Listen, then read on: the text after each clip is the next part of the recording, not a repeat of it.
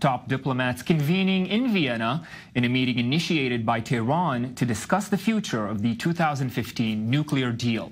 The meeting between the foreign ministers of the UK, Germany, Iran, France, China, Russia and the EU is the first of its kind by parties remaining within the JCPOA after US President Trump unilaterally abandoned the deal. Ahead of the talks, Iranian President Hassan Rouhani told the leaders of France and Germany that a European package of economic measures to counter the effects of U.S. sanctions does not go far enough. Two of the signatories to the agreement today made it clear that saving the deal was a top priority. Like our Chinese colleagues, we are interested in saving and fully implementing the Joint Comprehensive Plan of Action on the Iranian nuclear program.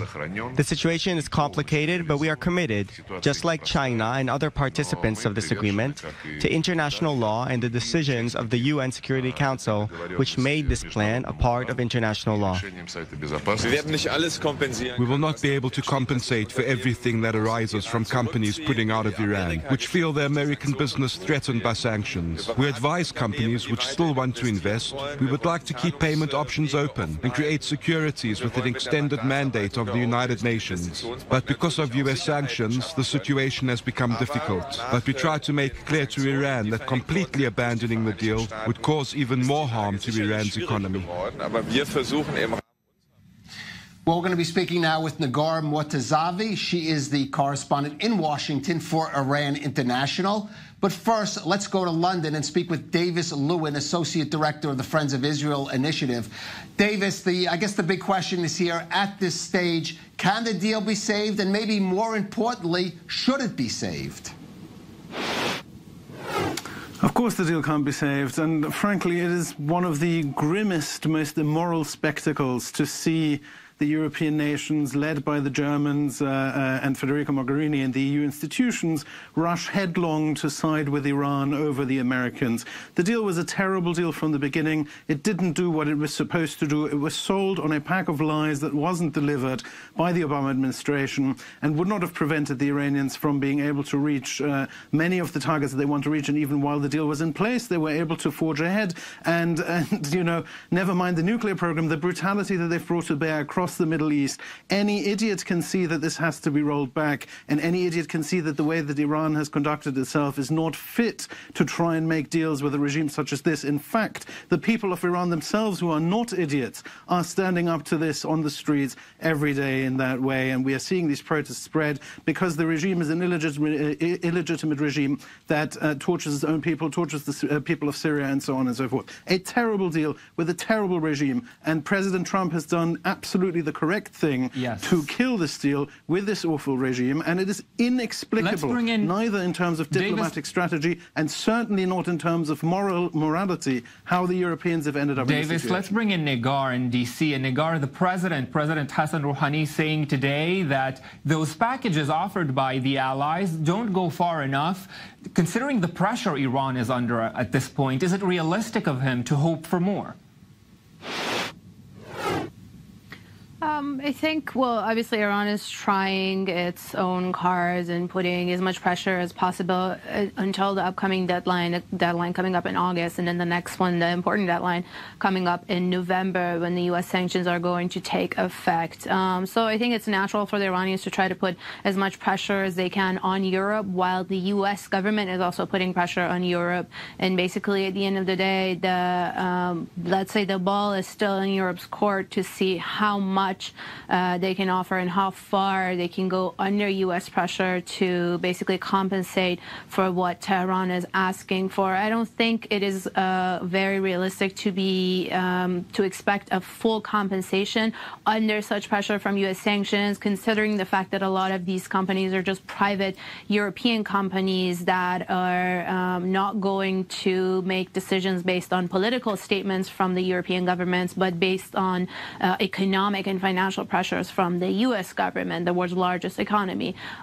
But I think Europeans are also, at least the European Union, it seems, is very determined to try to come up with as much as they can to offer to Iran, at least as far as selling its oil and oil products is considered.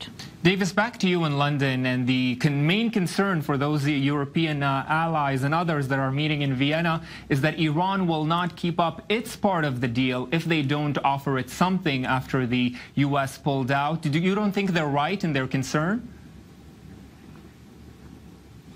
I think that the deal is dead, and that anybody who thinks that it isn't has got to double-check what their true ability to bring power to bear in international affairs really is. If Federica Mogherini, the Germans, and anybody else genuinely thinks that they have some sort of game to play here, then they are deeply misguided. What they are doing is trying to virtue signal to a truly evil regime that they are their allies and that it wasn't them and that they didn't want to drop this deal. They didn't want to drop this deal. They should have done. But what they are doing right now is a farce and a show to try and pretend that they have some credibility in international affairs with an Iranian regime that, as we will see over the, I believe, the unfolding near future, is behaving in a way in the Middle East that is going to require us to take much more drastic action against it in any case. So the Europeans are making a grave mistake, and mark my words, you will see within weeks that they will go to Washington and roll over in front of Mike Pompeo, the Secretary of State, and in front of President Trump, when they've come to the realization that they have no force in international affairs to back this up and no moral leg to stand on whatsoever, given what is happening on the streets of Iran and given what is happening in Syria. You make a good point. Let me go to Negar on that. Do you think the Europeans are going to basically just put on a show and give up on it, or they are going to press on and see if they can reach some kind of agreement in the coming months? I think the Europeans, at least part of the parties, maybe not every single one of them at the same level, but I think the Europeans are pretty determined and serious in their effort to try to save the deal, meaning wanting Iran to comply to its end of the agreement and to contain Iran's nuclear program. I have spoken to European officials, European diplomats, and there's a genuine concern, a serious concern in Europe for Iran trying to take a path towards nuclear weapons, or basically pulling out of the deal in the inspections of the IAEA. So it seems like the European efforts are genuine. How much they can deliver compared to what Tehran is expecting, and how much they can persuade these companies, these private companies, to stand up to U.S. sanctions and basically defy these pressures from the U.S. government is still the question that needs to be addressed by the Europeans. And also at the same time, how much Iran is willing to make concessions, because moving forward, it just seems like every single thing that Iran is expecting is not going to be met. But at some point, there might be a place where they both sides make concessions, but still keep the deal alive instead of walking away from it completely. Okay, many views of this deal and many views of how this might turn out.